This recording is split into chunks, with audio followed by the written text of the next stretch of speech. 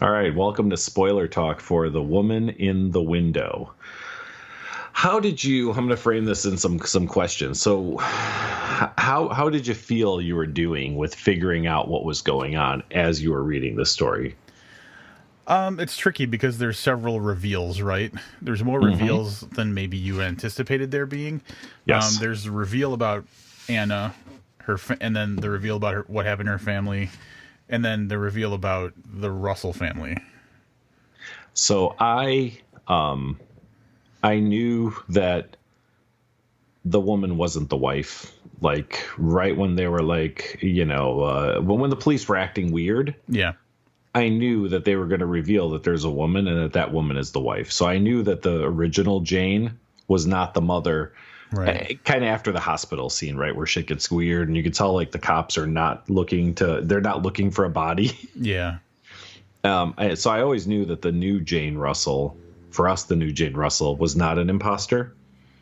I totally did not see the dead family though. I did not see that coming at all. I saw the dead family. I'm trying to think. So I really wish I would know exactly kind of where this kicked in for me, but I saw the dead family being a thing the moment okay, so when it happened for me was when she flashes back to when she starts telling Ginny on the agoraphobia website the story. Hmm. That's when I knew the family doesn't exist anymore. Interesting. That's cool. I knew Ginny all along was somebody else. I didn't know, uh obviously, like I didn't see that Ethan was the killer. I didn't see that. Um, oh, I also knew, by the way, that David was hooking up with the woman. The earring thing, I was like, oh yeah, yeah, David was following that chick, and it was totally not the wife. Like that reinforced my thoughts that it's not a fake wife that we're seeing now, but that right. the woman that was killed was not who we thought she was. Yeah, that one didn't. I didn't catch that one. But the moment she didn't see who stabbed Katie, Catherine, I knew at least that it wasn't going to be the person she thought it was. I knew it wasn't Alistair, but I didn't know who it was. I didn't really care who it was, to be honest. Well, there you go. Yeah, I mean, in these kind of mysteries, it's not that I care, but I like to see if I could figure it out. So I was Right. really kind of ashamed of myself that I didn't know the family was dead. Yeah. Well, But I was really proud of myself for the other things that I did figure out. You know what I mean? So yeah. Well, the trick is because I knew the family was dead, it was very easy for me to think that Catherine, the birth mother, mhm. was just a figment of her imagination. So like I started kind of qualifying people as like, oh, just because I knew the family didn't exist, I figured like, well, who else doesn't exist? And you know what I'm saying? Oh Like, yeah. See, I always knew that lady was dead, even when it was going completely in a different direction. I was like, nope, this is gonna circle back. Like by structure, the thing of this kind of book is that there has to be a crime. So her just being crazy yeah, was not. It just doesn't lend itself to this type of book, if that gotcha. makes sense. Yeah, Yeah. So that I makes mean, that sense. was like written in rock for me that woman was killed, but that she wasn't obviously who we thought she was. Yeah, there were some neat clues along the way, like the water running from like the shower or whatever, and it was David had someone over. Like that was a good clue Yep. at one point. Yeah. So Yeah. there was yeah. What a bunch of stuff that went down. It was. And then, so the thing about, I was a little disappointed when she went outside, as I'd mentioned during, kind of the standard review. But then when she tries to get across the street from so that was the first time, right? The kids. So I thought, okay, this is it. She's going to have to journey out at the end and save somebody's life because at Yeah. this point, nobody is dead, right? So, Yeah.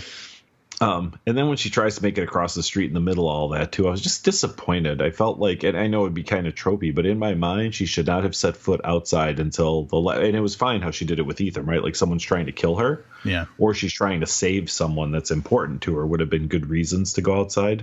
Mm-hmm. I didn't like that it happened midway through the book, and then that trip to the coffee shop made Yeah. it even worse. Yeah. I don't know. I don't see the trip to the coffee shop having been necessary. Like Yeah, because it was nothing. probably like a goddamn Starbucks, and this agoraphobe actually went to a Starbucks when she left the house. That just seems like yeah. Yeah. Yeah. So that and well, nothing came of it either. Like the only thing it did was reinforce that she was wrong. A, she was wrong, and B, she's the worst fucking detective because she's like, oh, someone drew a picture of me. That's proof, and it's like, proof of what? Someone fucking drew a picture. It could have been you.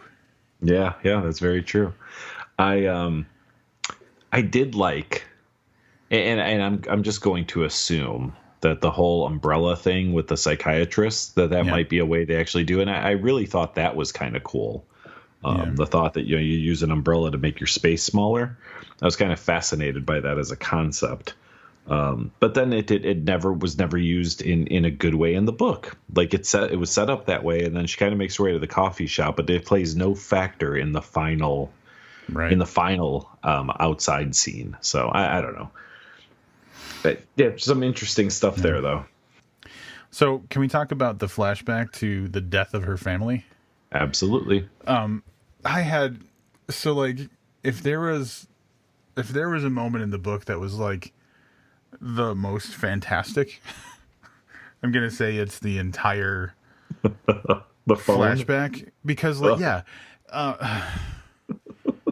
I knew okay, so it was her fault that they were getting separated because she was banging some dude on the side. Right. Mm-hmm. Why did they go on a vacation? Was it they had already planned on it and they were just going through with it? So the way it was explained was the guy found out like the night before, and they didn't want to let the kid down, but they were she was talking about they were already talking about getting separated. So yeah, that was a little bit out there. But the biggest stretch for me was that goddamn phone. Yeah, because he's first of all, like, if you're the other dude, I don't know. You got to be careful about when you're. That's not even what I'm talking about. Well, I know, and we're going to go into more of it, but like, okay, that's the first thing. Like, why is he trying to call or text her or whatever when he should know that he's with she's with her husband and daughter. So that was weird for me. But like, are you talking about the actual how it leads to the crash? No, after they crash. Oh yeah. So she's talking about the phone only has 20% of battery left, but she keeps the fucking phone on for some reason. Yeah. And you know what the best way to conserve battery on a phone is? You can shut it off. Turn that motherfucker off until daytime or until you can crawl to somewhere where you have signal. But instead, she literally watched her phone go to zero battery. That's the thing. So like when this is made into a movie, that part of the movie is going to be like the how not to try and keep your family alive. Because like she does, like she keeps the phone on so the battery's running down and keeps trying to make calls when she knows she doesn't have signal. She doesn't climb away to a place to try and get a signal. And all she does is keep sleeping, like falling asleep. I don't know, like. Yeah, there is an awful lot of sleeping in a situation where you're, really fearful for your family's life. Yeah, it's a lot of naps. Took a lot of naps. Yeah. But like, so how soon did you know who was dead in that scenario? I don't have an answer. I don't know. So the moment I knew the husband was dead from impact, I knew it. Okay. I knew that. I wasn't sure about the daughter, but I knew the daughter wasn't making it out of there. But I know that I kind of had the feeling that the daughter was hanging on, but not for as long as Anna's memory would like us to think. But I knew that the husband was dead from the jump. See, yeah, and I guess I thought they made it out. At that point, I was still sold on the phone calls from the husband. No. Yeah, I was duped. Nope, you were duped. Yeah. Yeah, I mean, so yeah, some of it was a little weird, but yeah, that was the part I had the hardest time with was the goddamn phone battery. Yeah, and then like she's like, oh, phone battery's at 5%, and then I woke up the next morning and the battery's down to 2%. It's like, what fucking like mega battery? Yes, she is. I mean, in theory, if it was like a flip phone or something, do you remember like your first cell phone? The battery would last like 3 days because the little black and white screen. Yeah. And you well, didn't it was have a flip any phone apps. in the book. It was a flip phone. Yeah. So I mean, I'll tell you, Those like old Nokia phones, you get like 3 or 4 days out of those bad boys. Yeah, that's true. So yeah, I don't know. I mean, other than that, I didn't find the rest of it too fantastical, like too unbelievable. I think that he wrote his way out of a lot of stuff that could have been problematic. So I mean, I think he did a pretty good job overall, with the exception of probably the worst thing about it was definitely the death of her family, that whole scene, and then the coffee shop scene, I would say, is a close second. I'll agree. Lots of twists and turns, but I appreciated that. Like when I thought, all right, well, that's all the twists, there was still more. I appreciated that. Yeah, and I will say that there is now an art, and I don't know when it started, but I remember like some of the first movies that were a real big deal, like The Usual Suspects, The Sixth Sense. I think that movie, The Pianist, which I did not see, but I know that had a twist ending. Yeah. It got to be to the point where it's really predictable, because a lot of movies you watch in that same vein, you were looking for the twist, and when you were looking for it, it became pretty obvious.